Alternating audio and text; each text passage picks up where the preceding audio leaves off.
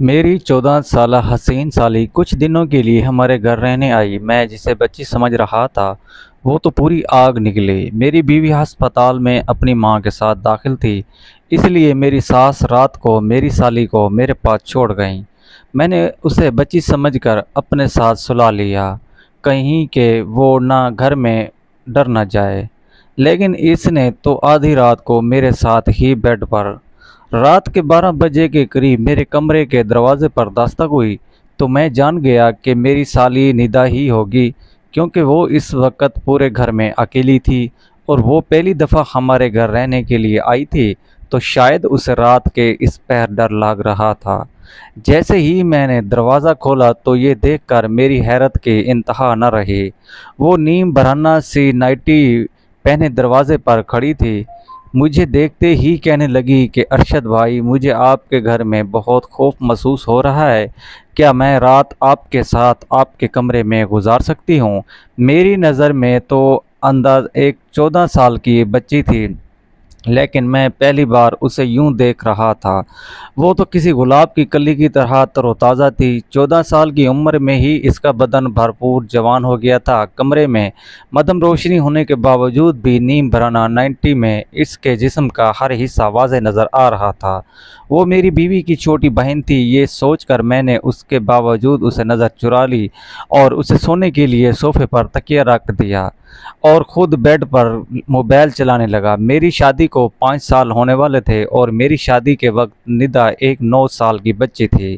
میرا اپنے سسرال بہت کم جانا ہوتا تھا، اس لیے میں ندا کو ابھی تک بچی ہی سمجھ رہا تھا، لیکن مجھے کیا خبر تھی کہ وہ تو پوری قیامت بن چکی ہے۔ میں موبائل میں مگن تھا اور ندا صوفے پر بے چین لیٹی تھی۔ رات کے اس پہر موبائل پر ایک سے ایک بڑھ کر ایک سامان سامنے آ رہا تھا، جس کی وجہ سے میرے سوئے ہوئے جذبات جاگ رہے تھے۔ میں نے ندا کو آواز دے کر پوچھا کہ کوئی مسئلہ ہے کیا؟ ندا کہنے لگی کہ ارشد بھائی، یہ صوفہ بہت چھوٹا ہے اور میرے پاؤں صوفے سے باہر جا رہے ہیں، جس کی وجہ سے میں صحیح طریقے سے لیٹ نہیں پا رہی۔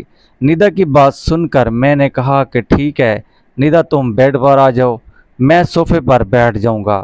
ندا جیسے ہی بیڈ پر آئی تو میں اپنا تکیہ لے کر اٹھنے لگا، لیکن ندا نے میرا ہاتھ پکڑ کر روک لیا اور کہنے لگی کہ ارشد بھائی، آپ کیا ساری رات بیٹھے ہی رہیں گے؟ میرے ساتھ یہیں بیڈ پر سو جائیں، مجھے کوئی پریشانی نہیں ہوگی۔ میرے لیے ندا کے جسم سے نظریں ہٹانا مشکل ہو رہا تھا۔ میں نے بہت مشکل سے ندا کی بات مان کر دوسری طرف کروٹ بدلی اور موبائل چلانے لگا۔ مجھے پتہ ہی نہیں چلا کہ کب میری آنکھ لگ گئی۔ ابھی مجھے سوئے ہوئے کچھ ہی دیر گزری تھی کہ اچانک ہی میری آنکھ کھلی اور میرے رونگٹے کھڑے ہونے لگے۔ میں سوچ بھی نہیں سکتا تھا کہ جسے میں ایک کم عمر بچی سمجھ رہا تھا وہ تو پوری شراب ہے۔ ہر گزرتے پل کے ساتھ میرے دل میں جذبات کا طوفان اٹھا مارنے لگا تھا، لیکن میں بہت مشکل سے خود پر قابو پا رہا تھا۔ لیکن پھر ندا نے میرے ساتھ کچھ ایسا کیا کہ میرے قدموں تلے زمین نکل گئی اور نہ چاہتے ہوئے بھی میں اس کی بات ماننے پر مجبور ہو گیا۔ میری اور صبا کی شادی کو 5 سال گزر چکے تھے اور ان 5 سالوں میں ایسا کوئی دن نہیں تھا جب صبا میری خدمت میں کوئی کسر چھوڑ رہی ہو۔ میری اور صبا کی پہلی ملاقات کالج میں ہوئی تھی اور ہم دونوں ایک دوسرے کو پہلی ہی نظر میں پسند آ گئے تھے۔ ہم دونوں کے پیار محبت کا سلسلہ بڑھتے بڑھتے شادی تک پہنچ گیا تھا۔ جب میں نے اپنے گھر والوں کو صبا کے متعلق بتایا تو وہ میری ماں نے یہ کہہ کر انکار کر دیا کہ خاندان سے باہر وہ کسی صورت میں شادی نہیں کرے گی، لیکن میں صبا کی محبت میں اتنا آگے بڑھ چکا تھا کہ واپسی کا کوئی راستہ ممکن نہیں تھا۔ اس کے بغیر تو ایک پل بھی گزارا کرنا مشکل تھا۔ ہم دونوں اپنی ہی محبت میں ساری حدیں پار کرتے ہوئے تمام رشتے قائم کر چکے تھے कॉलेज में जाने के बाद हम दोनों एक दूसरे का हाथ पकड़कर वापस बाहर निकल जाते और कॉलेज के पीछे बने हुए छोटे छोटे होटलों में एक दूसरे के साथ वक्त गुजारते। मैंने अपनी माँ को मनाने की बहुत कोशिश की, लेकिन वो किसी भी सूरत में इस शादी के लिए राज़ी ना हुई और मैंने सबा के साथ भागकर शादी कर ली। जब मेरे माँ बाप को इस बारे में इल्म हुआ तो उन्होंने मुझे घर से निकाल दिया, क्योंकि मैं कोई नौकरी नहीं करता था और ना ही मेरी कोई कमाई थी। और जब सबा के घर वालों को इसके बारे में पता चला तो वो भी हमारी शादी के खिलाफ हो गए, और वजह यही थी कि मैं कुछ भी नहीं कमाता था। बहुत मुश्किल से मैंने सबा के घर वालों को राज़ी कर लिया, लेकिन सबा के घर वालों ने हमसे मिलना जुलना ख़त्म कर दिया था। काफ़ी अरसे तक मैं और सबा फाकों वाली ज़िंदगी गुजारते रहे, लेकिन जैसे ही मेरी नौकरी लगी और मेरे हालात कुछ बेहतर हुए तो सबा ने अपने घर वालों से मिलना जुलना शुरू कर दिया था। लेकिन अब वो लोग मुझे बिल्कुल भी पसंद ना थे, क्योंकि मैं जब मुश्किल हालात में था तो उन्होंने मुझे नहीं अपनाया था, और इसलिए मैं सबा के घर न जाने के बराबर जाता था। साल में एक या दो दफ़ा, इसलिए मैं ना सबा की छोटी बहन निदा को कभी सही से देखा भी नहीं था। न ही मैं इस बात से वाकिफ़ था कि वो अब 14 बरस की एक खूबसूरत लड़की बन चुकी है। खुदा ने हमें औलाद की नेमत से कई सालों तक महरूम रखा था, और बहुत ही ज़्यादा इलाज कराने के बाद अब सबा हमारे बच्चे को जन्म देने जा रही थी। मेरे घर वाले ने तो नहीं, इसलिए मजबूरन मुझे सबा की माँ को बुलाना पड़ा, और जब हम सबा को अस्पताल लेकर गए तो डॉक्टर ने बताया कि सबा को 1-2 दिन अस्पताल में दाखिल रहना पड़ेगा। प्रेगनेंसी की इस सूरत में सबा को बहुत सी बीमारियां हो चुकी थीं, इसलिए इसका केस काफ़ी मुश्किल था। सबा वालिद की कहीं शहर से बाहर घर हुए थे, और इसलिए सबा की वालदा ने इसकी छोटी बहन को मेरे पास हमारे घर में छोड़ दिया था, क्योंकि वो उसे अकेला नहीं छोड़ सकती थी।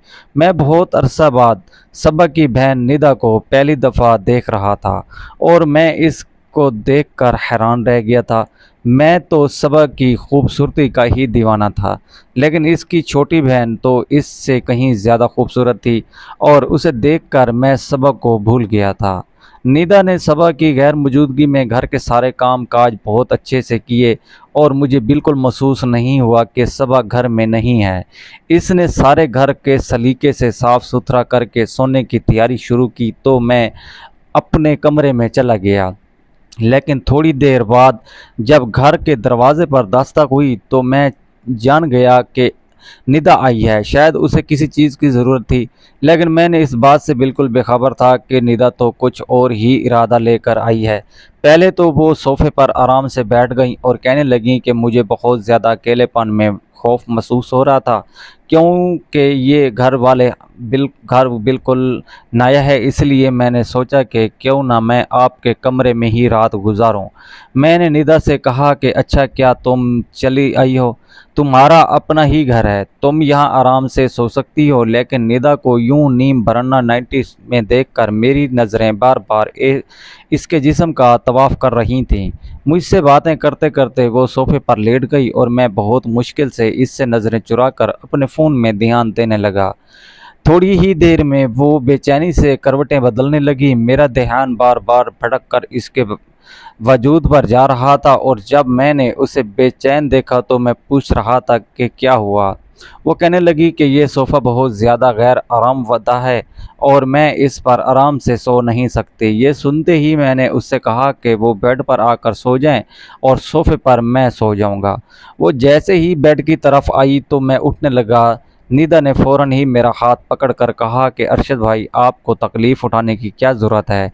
ये आपका अपना ही घर है। मैं एक तरफ लेट जाती हूँ, दूसरी तरफ आप लेट जाएं।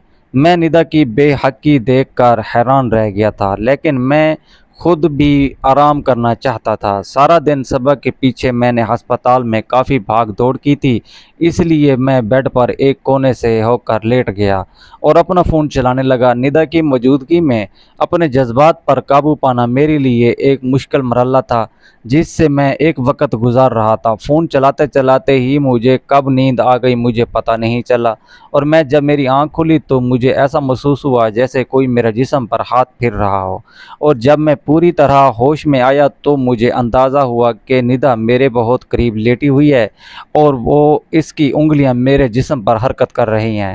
میں ایک مرد تھا اور بہت کوشش کے باوجود بھی میں خود کو اندر سے دور نہ کر سکا، اور میں بھی کروٹ بدل کر اس کے قریب ہو گیا۔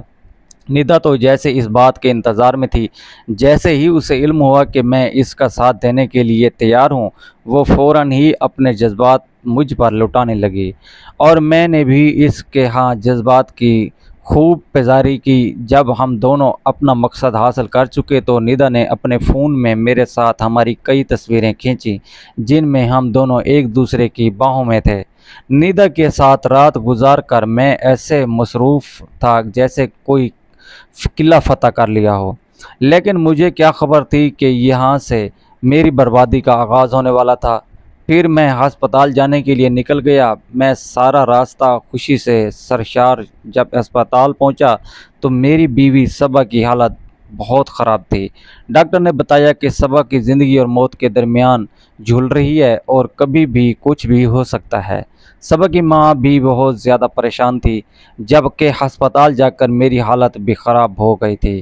سارا دن میں صبا کے ساتھ رہا، لیکن صبا کی حالت پہلے سے بہتر نہ ہوئی۔ ڈاکٹر نے کہا کچھ دن صبا کو اور ہسپتال میں رکھنا ہوگا۔ یہ سن کر نہ جانے کیوں مجھے عجیب سا سکون محسوس ہوا کہ صبا جتنے دن ہسپتال میں رہتی ہے، مجھے ندا کے ساتھ وقت گزارنے کا موقع مل جاتا ہے۔ میں نے ڈاکٹر سے کہا کہ میرے بچے کو کچھ نہیں ہونا چاہیے۔ ڈاکٹر نے مجھے تسلی دی۔ میں رات تک ہسپتال میں رہا، اور رات کے وقت میں صبا کی امی سے یہ کہہ کر گھر واپس آ گیا کہ ندا گھر پر اکیلی ہوگی، اب مجھے واپس جانا چاہیے، کیونکہ ہسپتال میں صبا کے ساتھ کسی عورت کو ہی رکنے کا اجازت تھی، اس لیے صبا کی امی کا رہنا بہت ضروری تھا۔ میں جب ہسپتال سے گھر واپس لوٹا تو ندا بہت ہی خوش تھی۔ اچانک ہی وہ مجھ سے پوچھنے لگی کہ میں صبا آپی کی الماری کھول کر دیکھ سکتی ہوں کیا؟ میں نے ندا سے کہا کہ اس میں بھلا پوچھنے والی کون سی بات ہے، تمہاری آپی کی ہی تو الماری ہے۔ اس نے کہا کہ چابی دیں۔ پھر میں نے اسے چابی دے دی، اور وہ صبا کی الماری کھول کر ایک ایک چیز دیکھنے لگی، اور صبا جو کپڑے میرے لیے رات کو پہنتی وہ نکال کر مجھے دکھانے لگی، اور مجھ سے پوچھنے لگی کہ اس میں سے آپ کو کون سا پسند ہے۔ میں نے کہا ایک چھوٹی سی نیلی رنگ کی نائٹی پر ہاتھ رکھا، اور اسے کہا کہ یہ صبا بہت چنچی ہے۔ یہ سنتے ہی ندا اور نائٹی اٹھا کر کمرے سے نکل گئی، اور جب کافی دیر بعد واپس آئی تو میری آنکھیں حیرت سے پھیل گئیں۔ وہ صبا کی نائٹی پہنے اس سے بھی کہیں زیادہ حسین لگ رہی تھی۔ اچانک ہی وہ میرے آگے آ کر مسکراتے ہوئے پوچھنے لگی کہ یہ میرے بدن پر زیادہ جچ رہی ہے یا آپی پر زیادہ جچتی ہے۔ یہ سنتے ہی میں نے اسے اپنے باہوں میں بھرا اور بہت محبت سے اس سے کہا کہ یہ تمہارے بدن پر بہت خوب لگ رہی ہے صبا، تو یہ پہن کر اتنی اچھی نہیں لگتی تھی جتنی تم لگ رہی ہو۔ میں نے اس کے ہاتھ میں پکڑا موبائل لے کر سائیڈ پر رکھ دیا، اور خود میں اس پر اپنی محبت لٹانے لگا۔ اسے اس نائٹی میں دیکھ کر تو میں بالکل ہی بے قابو ہو گیا تھا۔ میں سوچ بھی نہیں سکتا تھا کہ 14 سال کی عمر میں کوئی لڑکی حسن کی دیوی بھی ہو سکتی ہے، لیکن ندا تو حسن کی ساری حدیں پار کر رہی تھی۔ اس کا پورا ہی بدن بہت حسین تھا، اور میں ہر گزرتے پل کے ساتھ اس پر ہیوی ہوتا جا رہا تھا۔ ساری رات اس پر اپنے جذبات لٹانے کے بعد میں جب صبح ہسپتال پہنچا، مجھے پتہ چلا کہ میری بیوی نے ابھی ایک مردہ بچے کو جنم دیا ہے۔ یہ سن کر تو میری حالت خراب ہو گئی۔ میری بیوی کی حالت بھی بہت زیادہ خراب تھی، اور ڈاکٹر اسے ٹھیک کرنے کی پوری کوشش کر رہے تھے۔ شام تک صبا کی حالت کچھ بہتر ہوئی تو اسے ہسپتال سے چھٹی مل گئی۔ مجھے اپنے بچے کا انتقال کا بہت دکھ تھا۔ میں صبا کو سنبھالتے ہوئے گھر لے آیا۔ صبا کو دیکھ کر ندا کا چہرہ اتر گیا تھا۔ اس نے ایک عجیب سی نظر صبا پر ڈالی اور کمرے میں چلی گئیں۔ میں نے صبا کو کمرے میں لا کر لٹا دیا۔ اس کی امی نے مجھے صبا کی دوائیوں سے متعلق آگاہ کیا۔ میں صبا کی امی کے ساتھ باہر لانچ میں بیٹھا ان کی بات سن رہا تھا کہ جب میں نے ندا کو صبا کے پاس جاتے ہوئے دیکھا، مجھے کچھ خوف محسوس ہوا، لیکن میں جانتا تھا کہ ندا ایسی کوئی بات صبا کی آگے نہیں کہے گی۔ تھوڑی ہی دیر میں ندا واپس آئی اور اپنی ماں سے کہنے لگی کہ چلیے امی اب ہم گھر چلتے ہیں، اور وہ دونوں اپنے گھر واپس چلے گئے۔ میں نے ندا کو آخری بار الوداعی نظروں سے دیکھا کیونکہ میں جانتا تھا کہ اب ہم دونوں کو ملنا بہت مشکل ہے۔ ندا کو جاتا دیکھ کر میں ایک ٹھنڈی آہ بھری تھی۔ تھوڑی دیر بعد جب میں دودھ کا گلاس لے اپنے کمرے میں پہنچا تو صبا گمسم بیٹھی ہوئی تھی۔ میں نے اس سے کہا کہ کوئی بات نہیں، اگر ایک اولاد چلی بھی گئی ہے تو ہمیں اللہ دوبارہ اولاد سے نوازے گا۔ میری بات سن کر صبا نے مجھے بہت عجیب نظروں سے دیکھا اور کہنے لگی، جو میں نے کھو دیا ہے اسے دوبارہ پانا ممکن نہیں۔ صبا کے لہجے میں مجھے چونکا دیا۔ میں نے اس کے آگے ہی بیٹھ گیا اور اسے کہنے لگا کہ ایسی بات کیوں کہہ رہی ہو؟ صبا کہنے لگی کہ ندا میری سگی بہن نہیں ہے بلکہ وہ میری پھپھو کی بیٹی ہے، جس سے پھپھو کے انتقال کے بعد وہ ابا ہمارے گھر لے آئے تھے۔ لیکن ندا کو بچپن سے ہی مجھ سے بہت سی نفرت تھی کیونکہ گھر میں ہر چیز میری تھی اور اسے ہر وہ چیز چاہیے ہوتی تھی جو میرے پاس ہوتی۔ ابا نے کبھی اسے کسی چیز کی کمی محسوس نہ ہونے دی، لیکن اس کے باوجود وہ مجھ پر حسد میں مبتلا رہتی۔